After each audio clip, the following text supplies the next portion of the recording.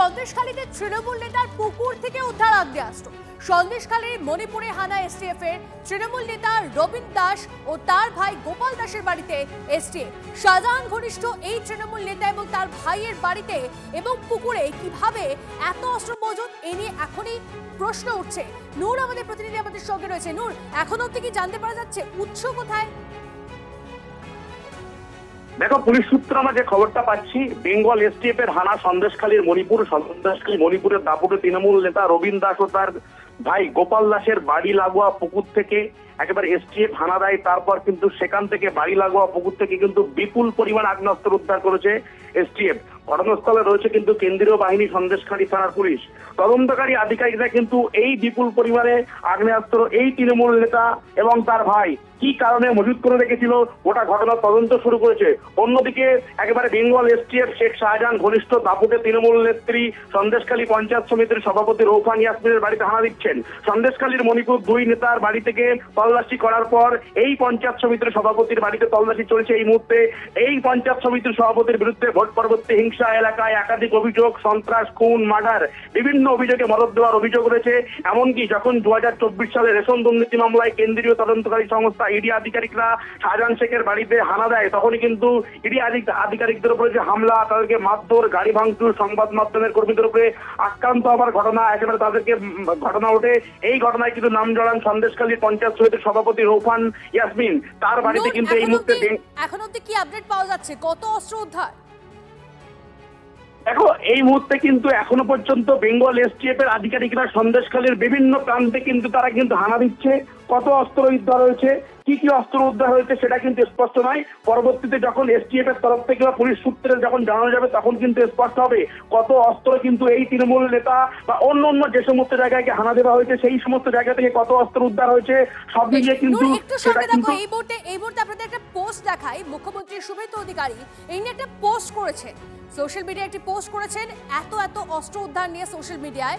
এই মুহূর্তে আপনারা ছবি দেখছেন সেই পোস্টে, এবং বেঙ্গল পুলিশকে, বেঙ্গল এসটিএফ কে অভিবাদন জানিয়েছেন মুখ্যমন্ত্রী শুভেন্দু অধিকারী। মুখ্যমন্ত্রীর পোস্ট করা ভিডিও আপনারা দেখতে পাচ্ছেন একদিকে, এবং সেই ভিডিও পোস্ট করে লিখেছেন তিনি যে বেঙ্গল এসটিএফ কে অভিবাদন।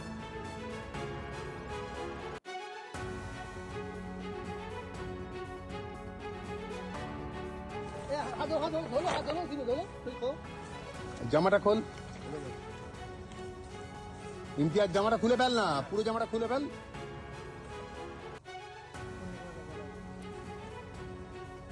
এই মুহূর্তে সেই ভিডিও দেখছেন আপনারা, যে ভিডিও মুখ্যমন্ত্রী শুভেন্দু অধিকারী পোস্ট করেছেন সোশ্যাল মিডিয়ায়, এবং সেখানে দেখা যাচ্ছে কিভাবে বেঙ্গল এসটিএফ এর টিম এই পুকুরে নেমে অস্ত্র তুলে এনেছে। দেখুন অস্ত্র সংখ্যা দেখুন একবার, কত কত অস্ত্র মজুত করেছিল এই দাস ব্রাদার্স। আপনারা দেখতে পাচ্ছেন সন্দেশখালীতে, আপনারা যে খবর আমরা দিচ্ছি সকাল থেকে, সন্দেশখালীতে শাহজাহান ঘনিষ্ঠ তৃণমূল নেতা এবং তার ভাইয়ের প্রচুর মজুত করা অস্ত্র উদ্ধার হয়েছে, এবং সেই ভিডিও পোস্ট করেছেন মুখ্যমন্ত্রী শুভেন্দু অধিকারী।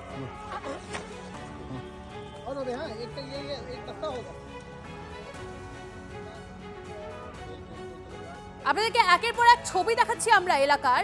শাহজাহান ঘনিষ্ঠের বাড়িতে এনআইএ টিম পৌঁছয়, পুকুরে নেমে তল্লাশি চালায় বেঙ্গল এসটিএফ। এলাকায় যথেষ্ট উত্তেজনা, অর্থাৎ সাধারণ মানুষজন তাদের ক্ষোভ উগড়ে দেন, আমাদের ক্যামেরার সামনেও ক্ষোভ উগড়ে দেন তারা। এদিকে বাড়ি লাগোয়া যে জমি রয়েছে সেই জমিতেও চলছে তল্লাশি।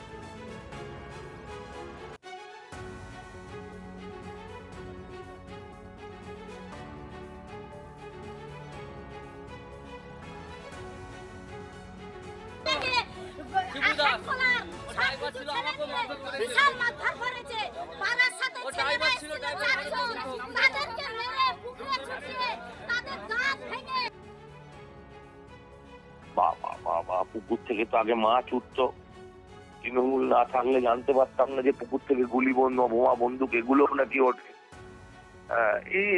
ভাই এরা নবম আশ্চর্য পৃথিবী, এরা পৃথিবীর নবম আশ্চর্য। হ্যাঁ, যে পুকুর থেকে আগ্নেয়াস্ত্র উদ্ধার হচ্ছে। পুকুর থেকে আগে আমরা দেখেছি মাছ উঠেছে, পুকুর থেকে আমরা বন্দুক উঠতে এই প্রথমবার দেখছি। ভালো করে দেখান, আমিও বরঞ্চ বসে দেখি। এছাড়া কিছু বলার নেই। মানে এরা রাজ্যটাকে যে কোন জায়গায় নিয়ে দাঁড় করিয়েছিল, আমরা যে বলতাম না যে এটা আমাদের লাস্ট ট্রেন, এটা কিন্তু প্রতিদিন প্রমাণ হচ্ছে। যদি এই নির্বাচনের ফলাফল উল্টো হতো তাহলে এই আগ্নেয়াস্ত্রগুলো তো আর পুকুরে থাকতো না বলুন। এই আগ্নেয়াস্ত্রগুলো দিয়ে আপনার আমার মতন সাধারণ মানুষের উপর হামলা হতো। এরা যেন একদিনও জেলের বাইরে বেরোতে না পারে, আমি শুধু সরকারের কাছেই আবেদন করব।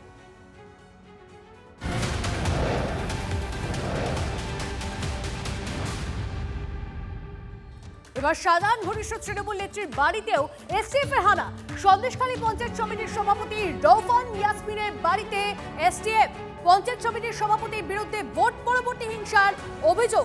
নূর আমাদের প্রতিনিধি আমাদের সঙ্গে রয়েছে। নূর,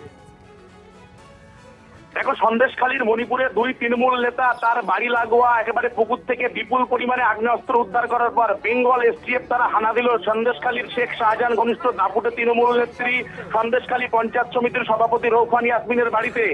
এই রৌফান ইয়াসমিন শেখ শাহজাহানের অত্যন্ত ঘনিষ্ঠ। ভোট পরবর্তী হিংসা, একেবারে এলাকায় মারপিট, খুন, সন্ত্রাস সহ একাধিক অভিযোগ রয়েছে এই পঞ্চায়েত সমিতির সভাপতির বিরুদ্ধে।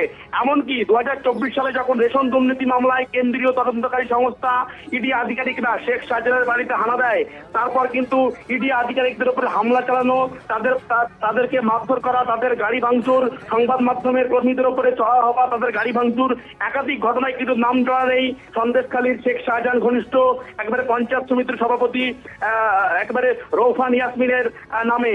এই মুহূর্তে বেঙ্গল এসটিএফ একেবারে তার বাড়িতে তল্লাশি চালাচ্ছে। সঙ্গে রয়েছে সন্দেশখালী থানার পুলিশ, কেন্দ্রীয় বাহিনী, তারা কিন্তু মজুদ রয়েছে। এই মুহূর্তে একেবারে সাধারণ মানুষ তারা কিন্তু ভিড় জমেছেন। তৃণমূল নেতার বাড়ি থেকে রবীন দাস, গোপাল দাসের বাড়ি থেকে বিপুল বাড়ি লাগোয়া যে পুকুর, সেখান থেকে বিপুল পরিমাণে আগ্নেয়াস্ত্র উদ্ধার করার পর এই মুহূর্তে পঞ্চায়েত সমিতির সভাপতির বাড়িতে একেবারে তল্লাশি চালাচ্ছে এসটিএফ। তারা তদন্ত করে দেখছে এই বাড়িতে বিশেষ কোনো আগ্নেয়াস্ত্র, অন্য কোনো রকমের বিস্ফোরক বা অন্য কোনো রকমের নথিপত্র মজুদ হয়েছে কিনা, সব তিনি তদন্ত শুরু করেছে এসটিএফ এর আধিকারিকরা। সকাল থেকে সন্দেশখালীর বিভিন্ন প্রান্তে এসটিএফ এর আধিকারিকরা হানা দিচ্ছে। এই মুহূর্তে সন্দেশখালীর পঞ্চায়েত সমিতির সভাপতির বাড়িতে বেঙ্গল এসটিএফ তারা হানা চালাচ্ছে। রীতিমধ্যে কিন্তু রাজ্যের মুখ্যমন্ত্রী শুভেন্দু অধিকারী তিনি কিন্তু সোশ্যাল মিডিয়াতে তিনি পোস্ট করেছেন যে বেঙ্গল রৌফান ইয়াসমিনের ব্যাপারে আরো একটা বিষয় জানতে চাইবো। এই যে 2 বছর আগে ইডির উপর হামলা হয়, সেখানেও কি এর লিংক ছিল কোন? একেবারে শেখ শাহজাহান ঘনিষ্ঠ এই তৃণমূল নেত্রী সন্দেশখালী পঞ্চায়েত সমিতির সভাপতি রৌফান ইয়াসমিন, দাপুটে তৃণমূল নেত্রী শেখ শাহজাহানের অত্যন্ত ঘনিষ্ঠ।